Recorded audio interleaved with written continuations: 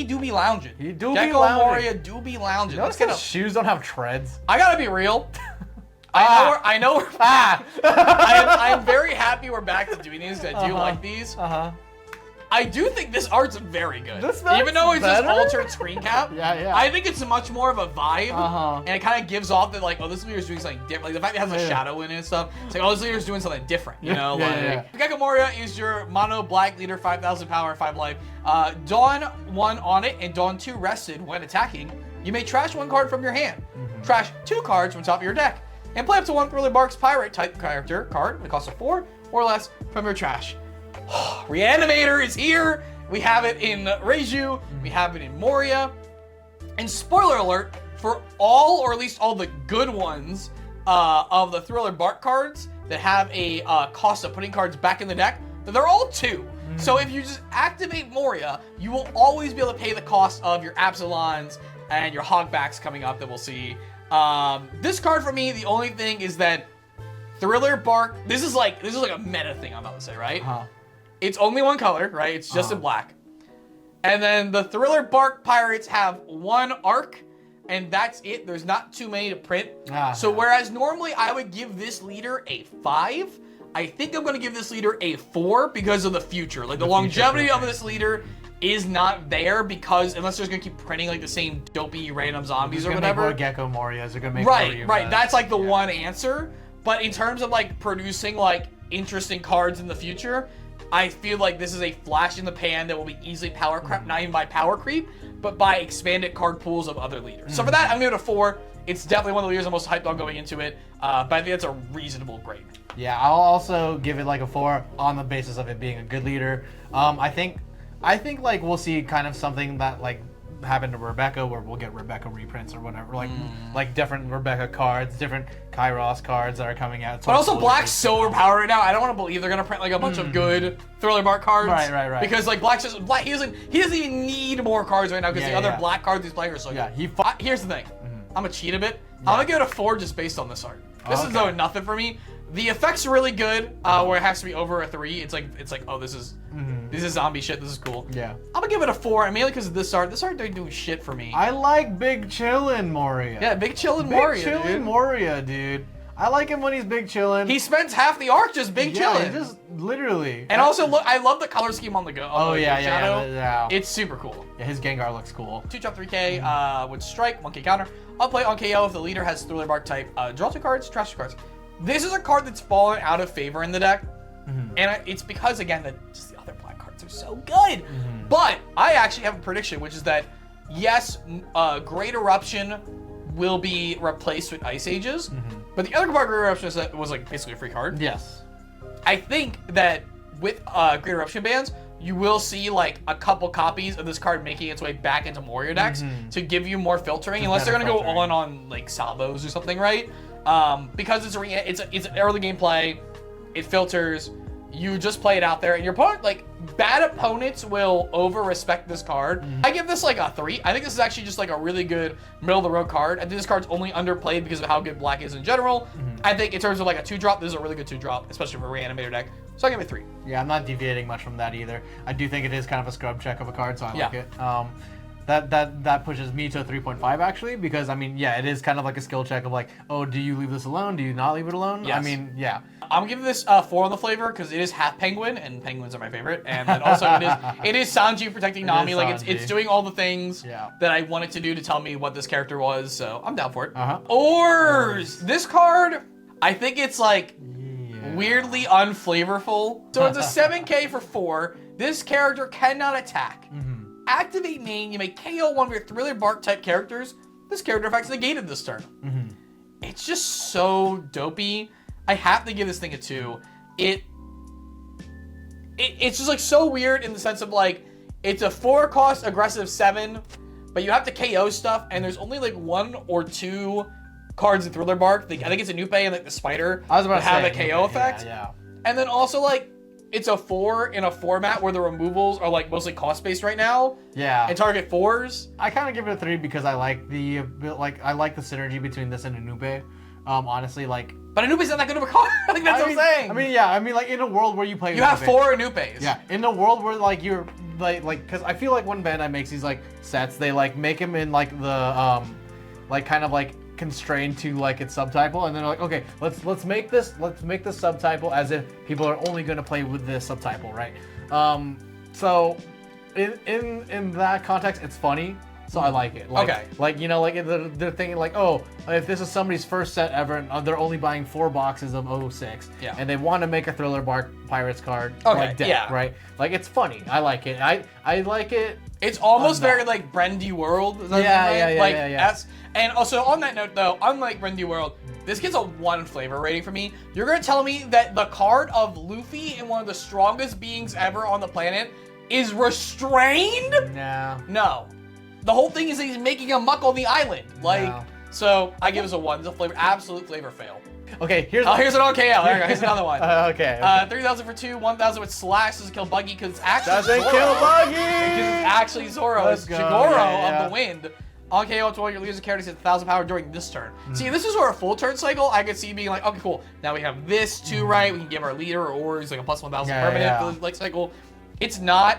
I don't know why I would ever want to KO this for 1,000 only. Like this effect on such a bad effect on like a low cost card implies to me that the card that I'm KOing it to instead of like giving my opponent KO it, right? Because otherwise it's a skill check card basically. Must be very good, and I don't think Ors is good enough to want to KO it to get this effect. So for me, this is a 1. Yeah. This is really bad. I think if this card was a 1/3 with that effect, yes, I would play a 1/3. Yeah, it would be amazing. But like, it's like, okay, cool. I play it on 1, like, it would be and I have it have it from turn 1 straight up. I can also just put 2 Dawn on it on turn 2, put 1 on my leader, and then just swing 6 and 5. Like I mean, like I would consider it. Like I would consider if it's a 1/3. But it's not. It's not. So I don't even think this is good in pre-release.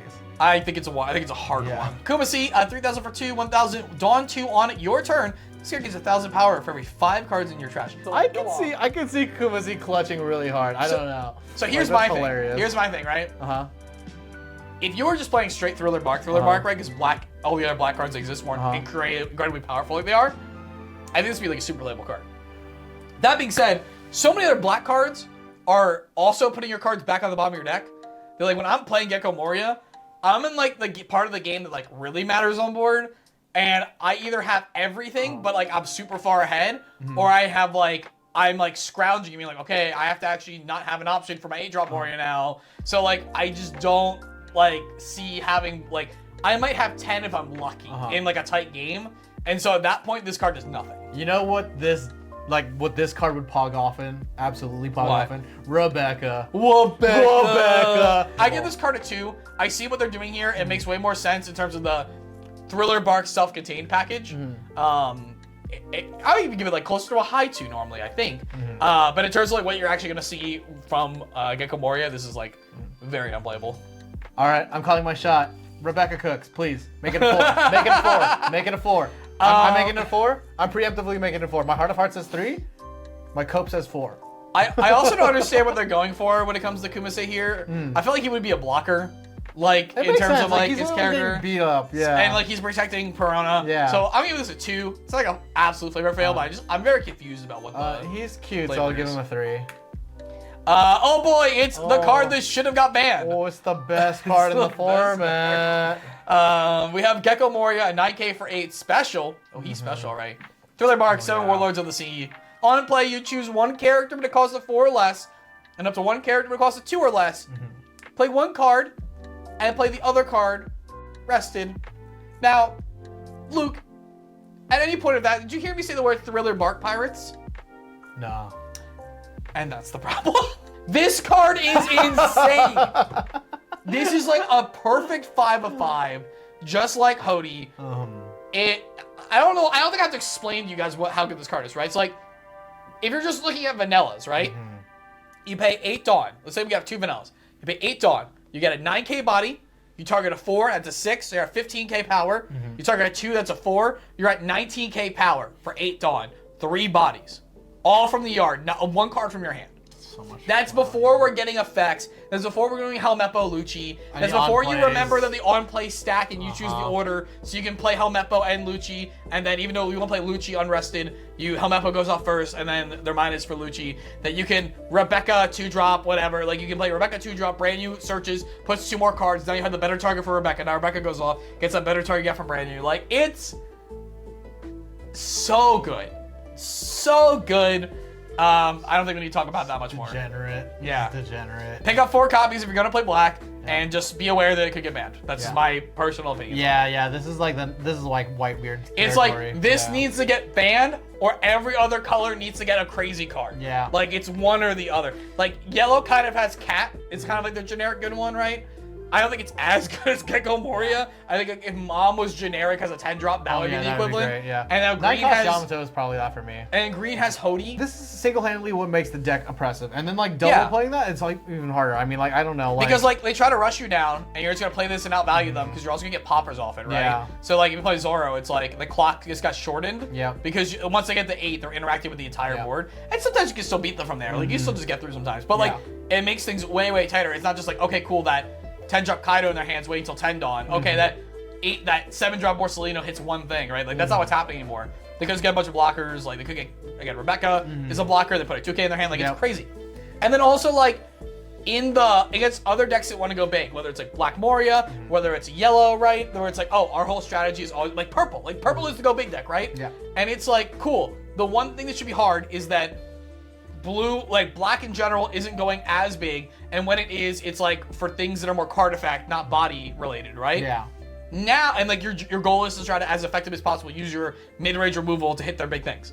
Now it's like, bro, I'm just gonna play a 9K and body up for 1 card. Like how, like it evens out every game plan, whether it's aggression or going big. Yeah, I don't actually think that there's like a downside. And so what? There's 0 downside to start. And so what? It has no counter. Yeah. That's the downside. Yeah, whatever, sure. Yeah. Yeah. And again, like, so what if you bounce? So what if you Red Rocket? You already gained like 2 other cards off this. It's too much. I mean, I don't know. Perfect 5. Perfect 5. Yeah, I'll give it a 4 on flavor, but 5 on the power skill. Yeah. I'll give it a 5 on flavor. That card art's sick as hell. Yeah. Yeah. Yeah, I think it's like, but its general like thing is like reanimation, and then harvesting power for himself, right? Right. And I see the reanimation part. I don't see the second part. I wish there was like some like not this card needs to be more broken. Yeah. But I almost wish it was like in terms of a flavor card, bring one thing back and then like have a static effect. Like even had Kumasi static effect. Like, I see. Every 5 cards engraved. Like Right. That'd be like that'd be a 5 for me. That'd be cool, like a stacking character. Yeah. Cerberus, it's your 2-drop blocker in Thriller Bark Pirates. You sometimes reanimate it still. It's pretty good. I give this a 3 because it's a chump blocker on 2 that can be reanimated. Same reason I gave Shiki the Lion a 3, right? I gave him a 3. Only because the card type elevates it into like you chump block, but then it could keep being a chump because it essentially costs 2 to 3 dawn from the yard, depending on how you look at it. Yeah. It gets a 2/2 for me. Really? Yeah, I just. He's a good boy though. He's a good boy. Come on. You know, he gets a 3/3 because there's 3. You make me sigh with that review. Who's also our name our next character, which is a 4,000 for 3 with Slash. Cyan is hot wife.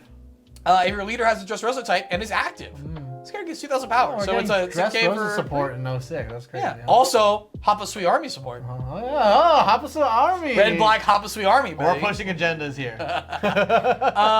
You know, this is like a 3. Yeah.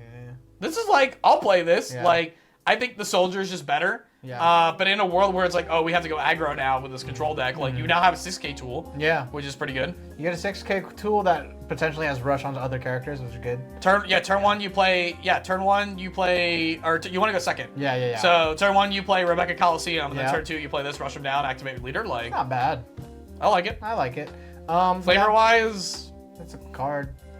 it's a 2. It's a guy. Doesn't do anything, but doesn't fail at anything. Yeah. I have no expectations. Doesn't beat Buggy. Here's the one I was thinking of. So this is the other KO one. So it's another 2-drop, 3K, special, 1K counter, on play, on KO, trash 3 cards out of your deck. This is, again, like, I think this is like a 2 because trashing's not as good as looting, right? I give looting a 3, I give trashing a 2, but it's a high 2. Super good in Thriller Bark's deck, Thriller Bark Pirates deck. You would definitely play this card if the fact is that there's other black cards are so generically good that you just stop playing Thriller Bark cards after like the top tier ones. Yeah. I give it a 4 for flavor though. I like that like he's like filling the graveyard. Like he would harvest the bodies and stuff and put them in the web and whatnot. All right, here's my deep dark secret, Mike, and I'm only telling you this about like like 40 minutes into our video. Have you not seen Dressrosa? No. I've seen. I was like, you're about to tell me you skipped Dressrosa? No, this is Thriller Not Bark. Dressrosa, Thriller Bark. Yeah, sorry. No, I didn't skip it, but I didn't like it. Thriller Bark is my least most people favorite. don't. Yeah, I mean. Yeah, a lot of people feel Skypiea and Fishman Island. And I rode Skypiea from day one, and you bandwagoners either get off my way! One of the best arcs. Dr. Hogback, a 5,000 for 4 with Wisdom, 1,000 counter. On play, return 2 cards from your trash to the bottom of your deck, add up to 1 Thriller Bark's Pirate card, other than Hogback, or trash in your hand. Controversial, maybe? I think this is just a 3. It's kind of just a bridge card because of the milling. It's super good, don't get me wrong. But like, it's more just like, it's kind of like the deck searcher because the deck doesn't search, it just mills stuff over and then plays them out of the yard. Yeah, so that's for me, it's actually just like a 3. Hogback's actually just a 3. If you want to give it a 4, I'm totally down for it, but like, I'm at 3 level. Yeah. Also, if Gecko Moria gets banned, this card is like so much. Even though yes, it gets Perona back, gets your 2Ks back, it's like a bunch of other stuff that like, is relevant, keeps your hand high, right? Without like this card is only so good because it guarantees your Moria. Yeah. And that speaks more to Moria than Hogback. This feels like the gas to the engine, right? That's kind of what it is. So I mean, like judging it from that context, it's like a 3. It's like a 3. It's like the small. It's like this is how I feel about the small Vinsmokes. Like this is the small Vinsmoke of Thriller Bark. Yeah. Where it's like this is a pretty cool card, but it's the gas. Victoria Sindri. Shindri, that's what it is. Yeah. Fails the buggy test with a slash for 1, but it's a 2K counter. This card's super cool because it's a 2K counter and it's a card you want to play on board to a degree. On play, if your leader has Thriller Bark type, trash 5 cards top of your deck. And again, because you trash them, and then you can just get the Moria out of your trash, so you just drew it, or you fill up for your reanimation for your leader Moria, or you fill up for Rebecca, or you fill up non-Thriller Bark cards for your Moria. It's for your Moria character. It's I give this card a 4. Yeah. It's one of the best 2K. In terms of like, it's a 2K tool for its archetype. This is one of, if not the best, with the exception of the 2K power. I think I give it a 4 as well. It's just a very good utility card. I think it's like Sora, Vinsmoke. Yeah. I think it's necessary for your deck. I imagine this as a Nami card, and my mind runs wild. I mean, listen, if anyone deserves it, it's Shindri. All right, sure. right. And if this was like not slash, or if not and a 3K power, I'd give this a 5 straight up. Yeah. Like this is this is as a Magic Reanimator player. This is a Reanimator player's dream. It's a 1-drop mill 5 with relevant body of attack and defense. Yeah. Oh my god, and a relevant body. I mean, come on. I can understand Dr. Hogback a little bit. That's actually wrong. No, that's Don't do okay. that, all right, what's your we're grade? Just gonna what? Rating for value or for flavor? value? Value for flavor for Hot take. I'm at a 2 because this helps them, and I feel like Shindri is always kind of like she's obeying, but she's resisting. Yeah. And I don't like that this is the best. This turns the deck on the most. Right. Even though it's the character that resists the most in the body. So I'm gonna give this a 2. Actually. I mean, but it'd be so bad if it like No, I know, but it's the flavor scale. The flavor scale is not the playability scale. It's the flavor scale. It's the flavor scale. Speaking of flavor, here's Brooke with some salt. And the mice. Oh, and milk. 6K for 6 with slash. On play, choose 1. Trash with one of your opponent's characters with a cost of 4 or less. Your opponent places 3 cards from their trash to the bottom of the deck in any order. I am so thankful this card is not Thriller Bark traded. Yeah. I was really disappointed at first when this card got revealed and I saw it wasn't. Yeah. Well, not Straw is fine, but I saw it wasn't Thriller Bark traded because I'm like, oh, it's like a nice tool for the mirror because it puts 3 cards back. And they're like, oh, it's like a mid-range removal. And then just like with how good all the other black cards are, slash like how good this card's actually been in like Perona, I'm super happy the Moria doesn't have this card. Yeah. That being said, I think it's just a high 3. I don't think it's actually a 4 because your opponent chooses the 3 cards spell bomb trash. Right. I think this card would be a 4 for me if you could select 3 cards and that was the ult. So because of that, I give it a 3 with the asterisk. It's a very high 3 because the removal gets around card protection. Because it puts it into your, you trash it, you don't KO it, right? Yeah. So you actually get over Borsalino here. Yeah. Yeah, I definitely think it's a 4. I am curious about like when, Mike, personally, when would you use the second ability? Like, I think I almost feel like wouldn't against unless the Sakazuki. Moria, unless I wouldn't against Sakazuki basically. at all. Because they rarely put that many cards back on the bottom of their deck when they don't have like random Surus and stuff still to put back to take it off Rebecca. Or like Tashigi's now, you know? This would be for like the Moria matchup where like they push themselves lower because their other cards innately do twos. So this would be against the Moria match. I feel like I think most of the time I'm just playing this throw move. I don't think I've ever played this card and resolved the second effect. Flavor, I'm gonna give this a 5 actually. I love the dopey art style. It's in the way he tells the story. Yeah. I like that it's like the way it interacts with zombies, right? Like it trashes, not KOs, so it gets around the on KO effect of the zombies. And then also it places cards from the yard on the bottom of the deck, so he can't reanimate them as zombies. So I give this actually did I say 5 or 4? I'm giving it 5. Yeah, I'm giving this thing a 5. Yeah, you give it a 5. I give it a 4. I like it because it's dopey art style. I just don't feel that strongly. That's all. It deals with every zombie card in Thriller Bark. We are Perona, 5,000 for 4 with 2K counter, which is great. Like it's like you're not paying 4. You're reanimating it for 2 on your leader, swinging for. Or sorry, 1 on your leader swinging for 6 plus paying 2. So it's really like a 2 or 3 cost based on like how you like doing the math, right? For 5K, that on play, minuses a card from your opponent's hand. They get to choose that, unfortunately. Or giving a card -3 to help facilitate like popping and stuff. Okay, well for the power rating, I'm giving this one a 4.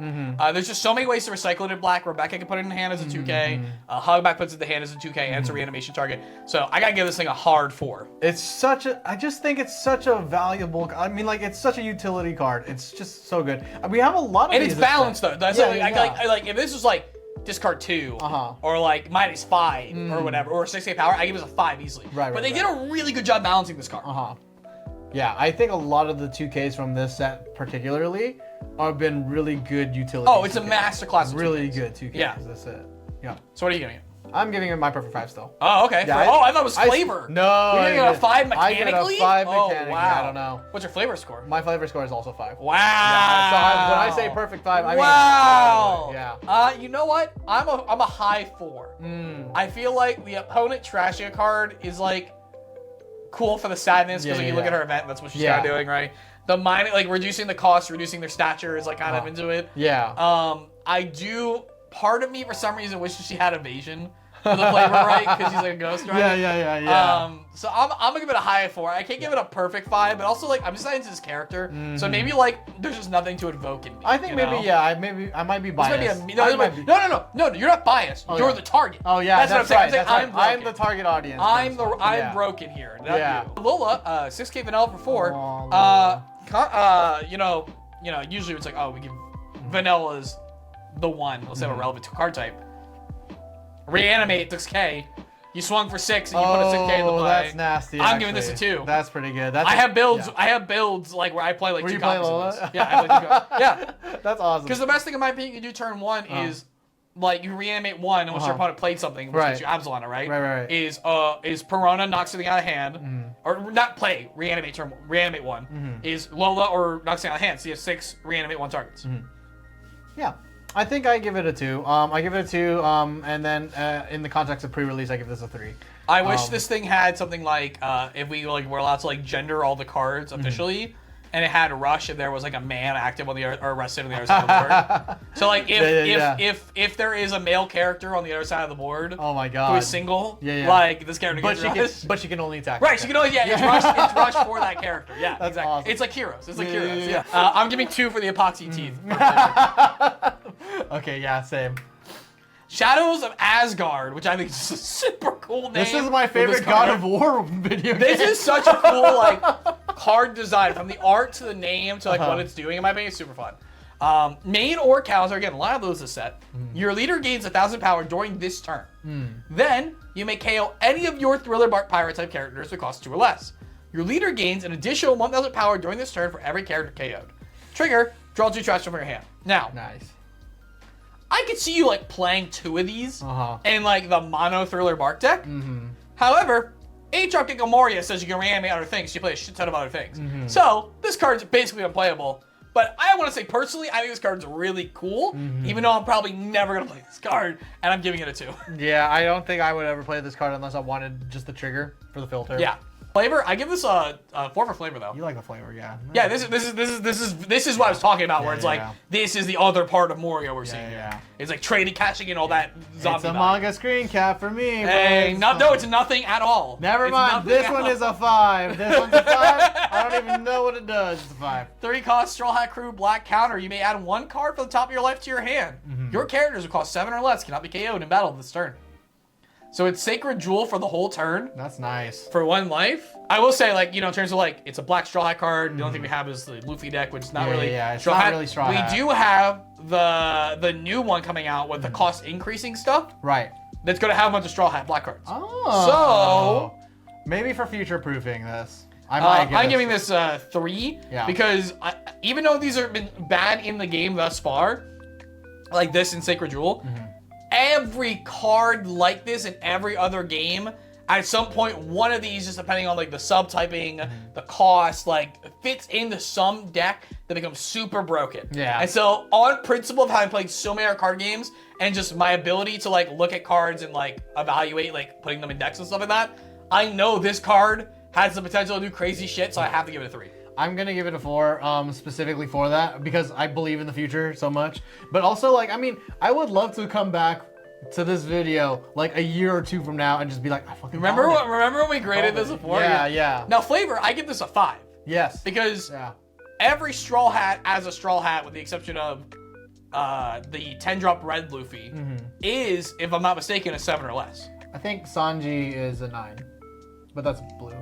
That's what I'm saying. It's like the raid, like we are at our peaks right now, shit. Okay, so like not even Gear 5 Luffy, all but like the 10 drop starter deck one, the Zoro in the set or whatever, right? So like every other one printed that isn't literally them at their peak, unless I'm literally looking an asshole right now, being wrong, is 7 or less. So like it is just like I saved the crew. Yeah. And also the trigger, I even re-trigger. Trigger just activate the effect, which is like you still take a life, but like you do it for 3 and then you're free blocking potentially. Like that's pretty good. This is the weirdest card where these cards I'm usually super down on in games for like the price like point, but the fact that you can recur this in One Piece because of how their recursion isn't specifically around characters mostly, it's usually around just cards with card types, makes this better. So it's a trash 1 card from your opponent's hand for 2, with trigger trash 1 card from your opponent's hand. Now, this is you do it. This is the good version, first of all. Yeah. So it's still like it's random technically because you don't know what's going on unless you have some sort of insight. But it's that's cheating. It's slightly better, and it's like it's just a turn 1 play. It's like you'll trade and then like you'll recur value, so you're up, or you recur more disruption. Because it's so cheap, I'm gonna give this a 3. Yeah, I'll give it a 3 as well. It's just, it feels like a utility card. I mean, I don't know. Like, I don't think it's good in the current meta. Yeah, but I think it's super well positioned. Yeah. Like you had to play 4 of them. You don't just play 2 of them. Like you play 4 of this, right? Yeah, of course. I don't think you can make a discard for 1 in this game, unless like your opponent got some value or you paid an additional cost. So this is the cheapest discard you can make in this game, and has a free play trigger, and it's the best version of discard without printing literal Thoughtseize into this game, by making it you choose at random. I have to give it a 3 based on like this is the most playable discard card in terms of like the whole pull boy of the card is to discard. Like not counting Law, good as a character, not counting Isho, good as a character, right? Yeah. My official rating is 2 for right now. Future Luke might say I'm dumb and like a 3 is best. I'm gonna get a 4 on flavor because it's like, you know, it's our basic attack. So her basic attack, like it's cheap because our basic attack. It discards cards, so that makes you weaker. Like when the ghosts go through you, it's like, but oh, it's I just not feel like weak. that many cards, so it's like 1 card. That's right, nice. But also like she has a bunch of ghosts, so like you can recur the card and then like play it again, so it's another ghost. You could potentially play like 4 of these in the same turn, so it's like and you play the Perona character too. Yeah, it's crazy. Okay, so this is the Thriller Bark stage. The problem with this one's gonna go into is that like you're not playing the full, complete Thriller Bark package, or else and the cost is so low at the end that this would be crazy otherwise. 1 to play it, 1 to activate, rest the stage for the turn. If your leader has Thriller Bark types, play up to 1 Thriller Bark Pirates type character, but it costs 2 or less from your trash rested. That like feels really broken, but it's just not relevant at all. Who are you playing? Inupe? Inupe and like the spider monkey. Okay. Like, and then maybe Shindri. You know, right? So. But yeah, like you're not playing 2 of those cards most of the time, so. Yeah. I guess. I mean, like, you get to guess. play a 2-drop for 1 and it doesn't come from your hand. It It's like, feels whatever. bad that you're paying it for 1. I don't know. I just. Yeah, it just... I see what they were doing here, Uh-huh. but I think I almost would have liked it better if it was, like, reverse of the 1-drop stage cycle, where even if you have to pay 1 to activate. So you pay 1 to play it, pay 1 to activate, and let's say, like, you mill 3, and then you get to add 1 of those 3, or you look at top 3, you add 1 to your hand and put the other 2 into your graveyard. Right, like a brand. Instead of like the usual where it's like, look at top 3, look at top 5, add 1 to hand, put the rest of them on your deck. Even if you paid 1, I think this is like, that would be like, there's an argument to have for it. But yeah. Yeah, I think this is a 1 for me, dog. I don't know. Yeah, I don't this like is a it. 1. This is a super 1. This is very disappointing. Yeah. Flavor wise though, I do think this is a great like depiction of like Thriller Bark, right? Like this is the graveyard. Yeah. This is the world of zombies. The art's really good. I'm gonna give it a 4. And that'll do it on all of our black cards. Let us know in the comment section down below what you think about them, especially if you vehemently disagree, because Interaction, anyways. So. we'll farm it. Oh my god. We'll farm it, but please let us know what you actually think about the set. We're really interested. Give me a redo. Give me a redo. What is it? What's the actual thing? What's the actual thing? What's the actual He thing? basically said it. Okay. The actual thing is negative comments is still engagement. Okay, give It's still me the run back. All right, guys. I'm just gonna put on the black one because it won't be something to say. All right, I'm trying to say guys as much. I'm trying to be like a little more, even though I always mean it gender neutral. But I would say less. I do not want to embrace I say it enough already. And I want to embrace my. I say y'all so much. All right, that's going to do it for our black review of OP06. Last but not least, we have yellow coming up. You can go see all of our other All right, that's going to do it for our black review of OP06. Yellow is the last one we have coming up. You can go to the channel, see all the other ones, as well as our pre-release guide and such like that. Luke, tell them why we would love some comments, even if they were especially negative. Because negative comments are still engagement, and that still helps us. So tell us how wrong we were, but for real, tell us how much you were excited to play some of these black cards in the set. And we'll see you on the next one. Thank you. There you go. You got it.